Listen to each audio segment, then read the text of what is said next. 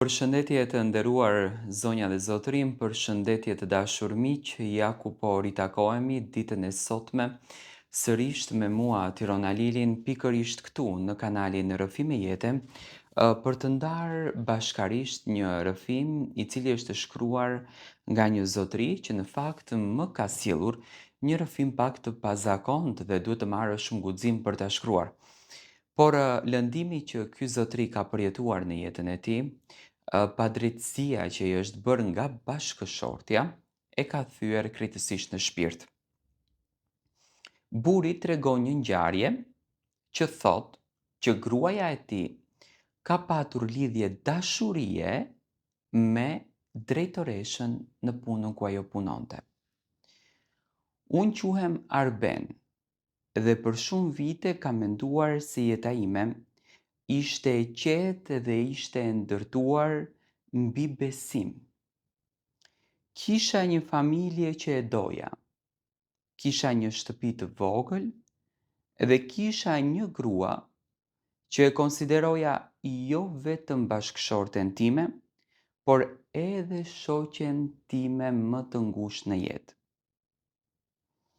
Kur njerëzit më pyesin për jetën time, gjithmonë thoja me shumë krenari, jam me fat që kam një grua kaq të mirë si gruaja ime. Gruaja ime quhej Elira. Ne u njohëm kur ishim të rinj.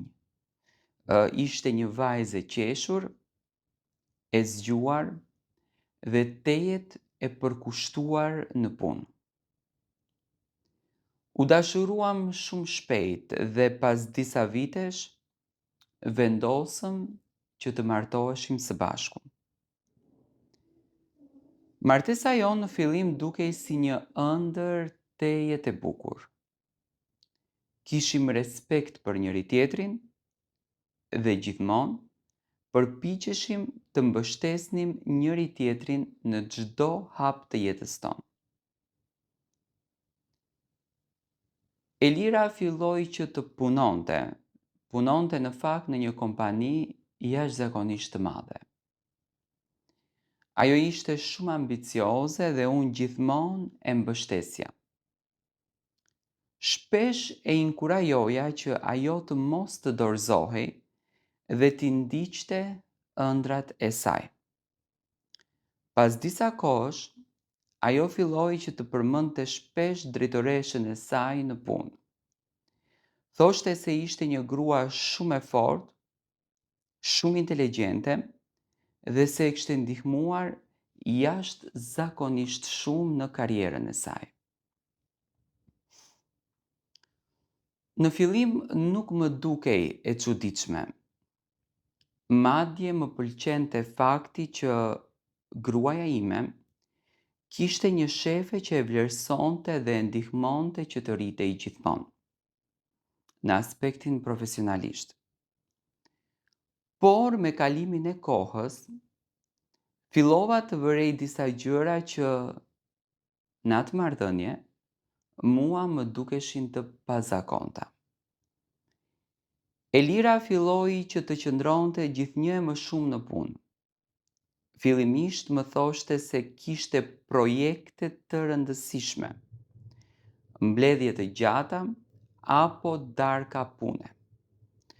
Unë e besoja, nuk isha një burr xheloz dhe gjithmonë kam menduar se besimi është themeli i çdo martese të bukur. Por një natë prej netësh, kur ajo u kthye shumë vonë, pash në fytyrën e saj një lloj nervozizmi që nuk e kisha parë më parë. Kur e pyeta se si kishte kaluar dita, ajo u përgjigj shkurt edhe menjëherë ma ndryshoi temën. Aty për herë të parë ndjeva një ndjesi të çuditshme në zemër. Por përsëri nuk dyshova për një diçka shumë të madhe. Ditët kalonin dhe sjellja e saj ndryshonte gjithnjë e më shumë. Filloi të mbante telefonin gjithmonë me vete, edhe kur shkonte në kuzhinë apo edhe kur shkonte në banjo. Nuk e lidte kur mbi tavolinë si më parë. Kur i vinte ndonjë mesazh, ajo buzëqeshte lehtë dhe e fshihte ekranin e telefonit. Një mbrëmje vendosa që ta pyes hapur: "Elira, a është gjithçka në rregull në mes nesh?" Ajo më pa për disa sekonda dhe më tha: "Po, pse pyet?" Unë i thash se më dukej sikur ishte bërë më e largët. Ndërsa ajo më përgjigj se ishte thjesht e lodhur nga puna dhe se unë po imagjinoja gjëra në kokën time. Vendosa që ta besoja, në fund të fundit ishte gruaja ime. Por e vërteta filloi që të dilte në sipërfaqe, në një mënyrë që unë personalisht nuk e kisha imagjinuar kurrë. Një ditë, ndërsa po rregulloja ca dokumenta në shtëpinë time, telefoni i saj qëndronte mbi tavolinë. Për herë të parë pas shumë kohësh, ajo e kishte lënë pa e marrë me vete. Në ekran u shfaq një mesazh. Nuk doja ta shikoja, por syt më ranë vetë mbi disa fjalë. Ishte mesazhi nga drejtoresha e saj. Shkruante: "Po më mungon, mezi pres të të shoh sonte." Në atë moment mendova se zemra ime u ndal. Në fillim u përpoqja të bindja veten se ndoshta ishte një keqkuptim. Ndoshta ishte një mënyrë e të folurit të miqësisë së tyre. Por kur hapa bisedën, pash 10 mesazhe të tjera, fjalë që nuk i shkruan thjesht një shefe apo një punonjëse.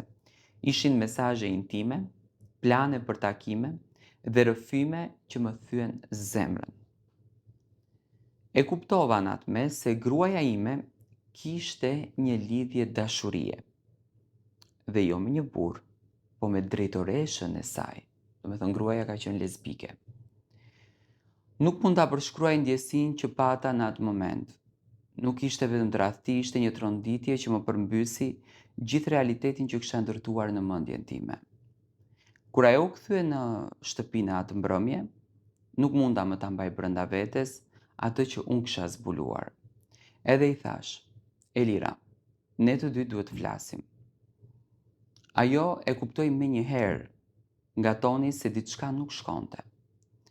Kur i tregova për mesazhet, fytyra e saj u zbe krejtësisht.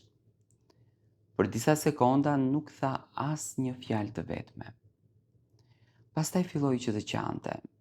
Më tha se nuk e kishte planifikuar që gjërat do të shkonin deri aty, se gjithçka kishte filluar si një afërsi emocionale me drejtoreshën e saj. Ajo e kishte ndihmuar shumë në punë, e kishte mbështetur dhe me kalimin e kohës kishin filluar të ndjenin diçka më shumë. Ajo më tha se kishte qenë e hutuar dhe se nuk dinte si ta ndalte atë që po ndodhte. Por për mua dëmi ishte bërë tashmë. Unë nuk po përballesha vetëm me një tradhti, po përballesha me faktin se gruaja ime kishte një jetë të dytë për të cilën unë nuk dija asnjë gjë. Natën, atëherë nuk fjeta fare, mendova për vitet tona bashkë, për premtimet që kishim bërë, për besimin që kisha tek ajo.